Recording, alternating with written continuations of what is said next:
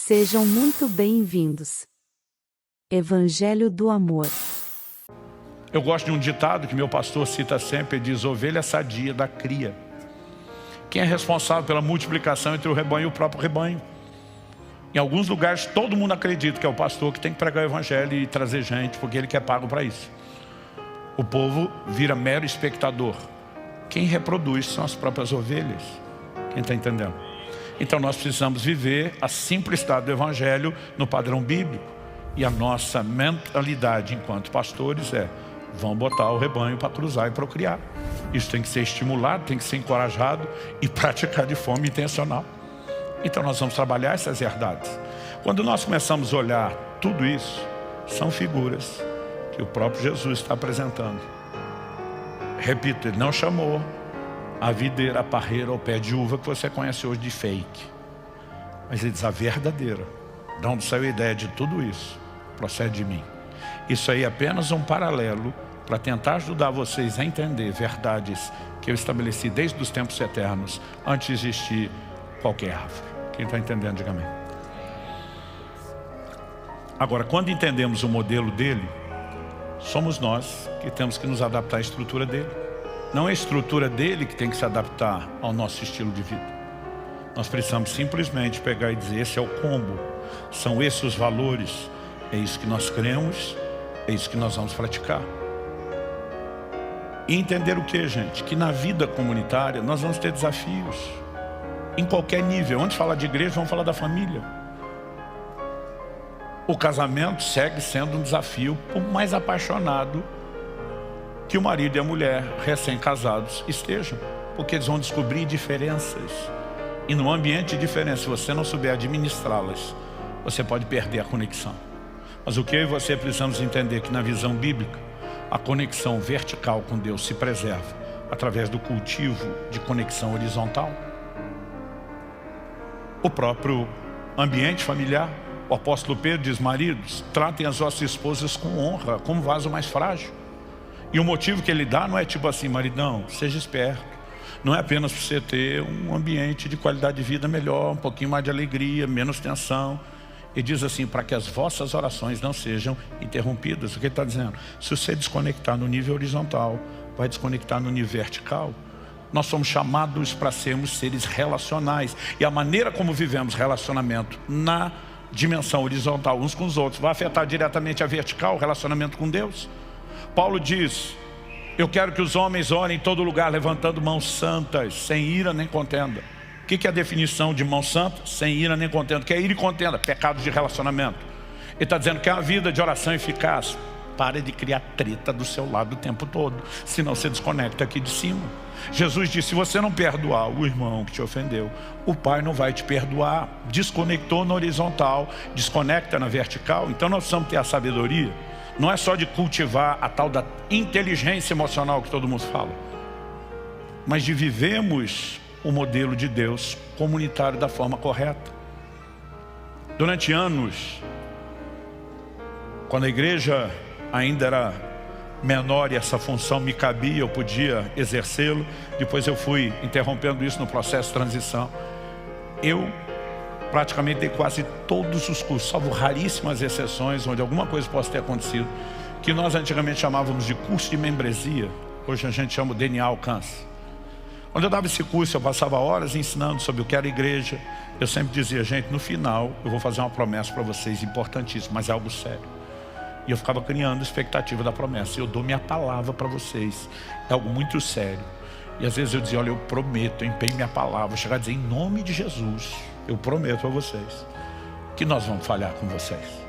Todo mundo ficava me olhando. Essa era a promessa. Eu falei: essa é a promessa. Porque já que decepção é proporcional à expectativa, nós vamos matar a expectativa na entrada. Nós não somos perfeitos e nunca conseguiremos ser.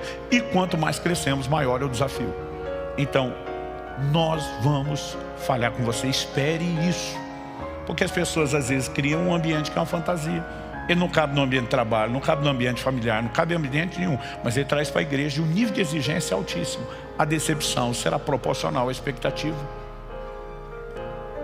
Numa época em que a comunicação era ainda mais por e-mail do que por WhatsApp ou outros formatos. Eu me lembro, anos atrás, um irmão da igreja mandou um e-mail, falou: o senhor é um homem de palavra, prometeu decepcionar a gente e cumpriu. Eu falei: nunca prometi decepcionar, respondi para ele, prometi falhar. Ele disse: qual a diferença? Eu falei: a diferença era justamente para você não decepcionar quando eu cumprisse a promessa de falhar. Você só decepcionou porque não acreditou na minha promessa. Se tivesse levado minha promessa a sério, não estava decepcionado agora. Eu lembro que ele manda um kkk e pergunta: o senhor já pensou em ser advogado? Eu falei: não, mas o que eu andei pensando aqui é que eu queria lavar os seus pés, arrumar essa situação, pedir perdão a você. E se você realmente estiver tão ferido a ponto de dizer: eu quero sair da igreja, nos deixe pelo menos te ajudar no processo de ser curado antes que você saia. Mas as pessoas às vezes criam fantasias. Meu primeiro ano como pastor, eu lembro de uma irmã, eu já tinha recebido a notícia antes dela falar comigo, que ela tinha feito um barraco contra as duas. O negócio foi feio, tenso. A irmã me procura e diz: pastor, vim lhe comunicar que eu estou saindo da igreja. Eu, querendo dar a ela a oportunidade da versão dela, não falei nada do que eu sabia. Eu perguntei para ela: por quê? Esperando só que ela contasse exatamente como foi o problema. Ela falou: porque não tem amor nesse lugar. Eu falei: a senhora está dizendo que não tem amor por causa do seu problema com fulano e beltrano? Ela falou: o senhor já está sabendo, é isso mesmo. E se não tem amor, eu me recuso a ficar num ambiente que não tem amor. Eu falei: querido, se essa é a sua lógica, eu não posso nem interferir.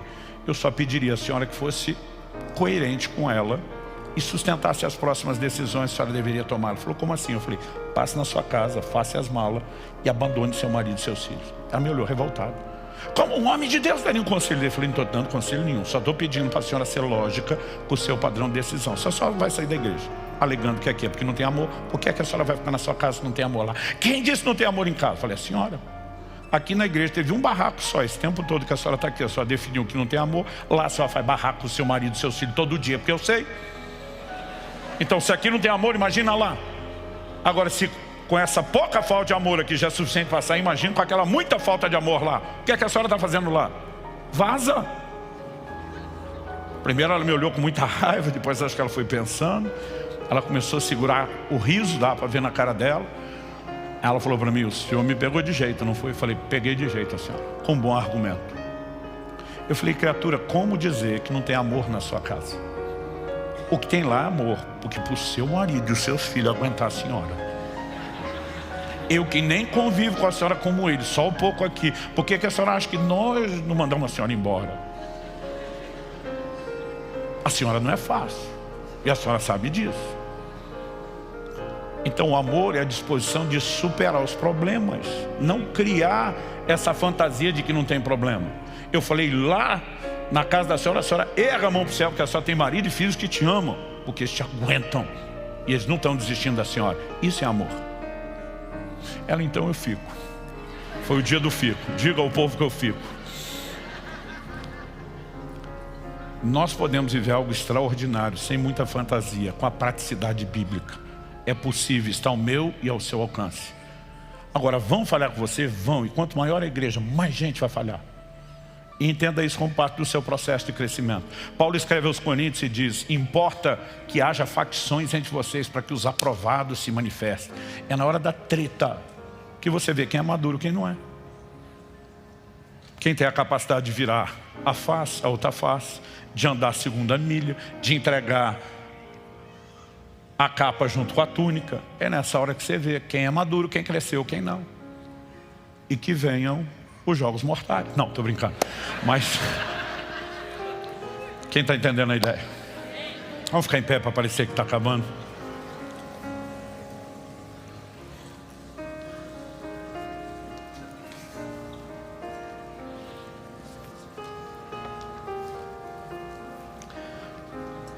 Jesus usou várias vezes a expressão no texto que nós lemos de permanecer em Cristo. Durante muito tempo eu pensava: permanecer em Cristo é só ficar firme e não desviar. É só ficar conectado a Ele. Mas se Jesus está falando da videira como uma extensão de quem Ele é, e há uma ligação entre os ramos, e não é todo o ramo que está diretamente conectado a Cristo, e você precisamos entender que parte, não todo, mas parte do conceito de permanecer em Cristo significa permanecer na videira, permanecer no corpo. Eu aprendi desde cedo que uma brasa fora do braseiro, ela apaga. Eu tenho visto muita gente que, ferida e decepcionada, começa a minguar espiritualmente. Apesar de estar arrastando mais gente para o buraco, dizendo, não precisa de igreja, você só precisa de Jesus. A verdade é que nós precisamos uns dos outros. Em Provérbios 18, verso 1, a Bíblia diz, o solitário busca o seu próprio interesse e se opõe à verdadeira sabedoria. Outras traduções dizem, o solitário busca só o seu próprio interesse, insurge-se. Insurgir é rebelar, revoltar-se, insurge-se contra a verdadeira sabedoria. Baseado nesse texto, meu amigo pastor Danilo Figueira, da comunidade cristã de Ribeirão Preto, definiu a atitude de isolamento com 3 adjetivos bem precisos. Ele diz, toda atitude de isolamento, antes de mais nada, é egoísta. A Bíblia diz, o que se isola busca o seu interesse. Não quero machucar, está pensando em si.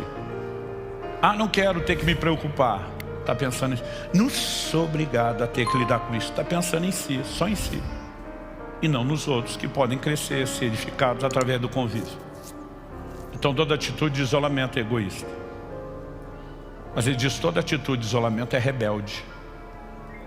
Porque a Bíblia está dizendo que ele se insurge, que ele se revolta, se rebela contra a verdadeira sabedoria. É uma atitude de rebeldia. Mas além de uma atitude egoísta e rebelde, e só o rebelde já não é boa classificação, é uma atitude burra. Pastor, dá para trocar adjetivo? Dá estúpida, idiota. Nós podemos usar vários. Por quê? Porque se rebela contra a verdadeira sabedoria. Se você se rebela contra a sabedoria, a atitude é o que mesmo? Me ajude aí com a definição. É não inteligente, pronto. Não é sábia. Se ficar mais bonito para você. Não existe nada de positivo com o qual uma atitude de isolamento possa ser caracterizada. Nós somos chamados para viver em comunidade. Vai dar BO? Vai. Mas vai ter tanta coisa boa, melhor, maior e acima dos boletins de ocorrência, que vai valer a pena. E a parte boa é que não vai valer a pena só para você. Não é só o que você ganha, é o que outros vão poder ganhar através da sua paciência, do seu amor, da sua maturidade, da sua disposição de convívio. Vai ter dia que você vai para a cela e vai dizer, Deus, o Senhor é minha testemunha que eu não dou vontade de estar lá. Você acha que todo culto que eu preguei, nesses 17 anos aqui, eu estava com vontade de pregar? Deve ter tido muitos deles que eu falei para Jesus, eu nem queria hoje. Mas não diz respeito só ao que você quer, ou o que é importante para você, mas o que é importante para outros. Em momentos onde eu preferia ter ficado em casa, debaixo da coberta, assistindo um filme e ver estar pregando. E preguei sem muito ânimo interior. E eu vi a gente depois chorando, testemunhar mudanças extraordinárias. Eu penso, ainda bem, seu ignorante, que você não escolheu a coberta. Ainda bem que você sacrificou por algo maior do que aquele seu desejo egoísta. Quem está entendendo? Nós podemos viver juntos o que Jesus disse. Isso sim é a videira. A videira verdadeira. Um organismo com uma organização e uma estrutura funcional. Algo cuja parte visível é a gente. E ele se expôs quando decidiu ser representado por mim e por você. Eu já perguntei para ele algumas vezes, onde é que o senhor estava com a cabeça quando deixou a gente representar o Senhor? O risco é grande. Mas se ele correu o risco, é porque ele viu que valia a pena. Em terceiro e último lugar, se nós entendemos a ligação entre os ramos, a descentralização, a unidade, a interdependência e também a continuidade geracional, a paternidade, vai ser fantástico. Deus tem um sonho na terra e nós podemos participar, que edificar com Ele a sua igreja. Pai, oramos por graça e favor do alto. Oramos por aquela capacidade que só o Teu Espírito pode trazer a cada um de produzir ajustes. Eu abençoo cada um dos meus irmãos e irmãs reunidos nesse lugar, aqueles que nos acompanham pela transmissão ao vivo ou mesmo posteriormente por meio de uma palavra gravada. Que a mão do Senhor os toque, os alcance, gere aplicação prática da palavra e os ajustes necessários. E que possamos sair daqui não apenas com informação, mas com inspiração, com combustível celestial, para vivermos o teu projeto chamado igreja, para vivermos o que o Senhor mesmo chamou de a videira verdadeira. Obrigado pelo privilégio de nos incluir. Obrigado pela honra de nos deixar participar e cooperar contigo. Ajuda-nos, Senhor, a cooperar cada vez mais e atrapalhar cada vez menos. É a nossa oração em nome de Jesus. Amém. Se você crê e concorde, diga amém. Se você recebe essa palavra, diga eu recebo em nome de Jesus. Se inscreva para receber mensagens da palavra de Deus para seu coração. Compartilhe essa mensagem para mais vidas serem alcançadas. Que você tenha um dia repleto de paz e de bênçãos vindas da parte de Deus.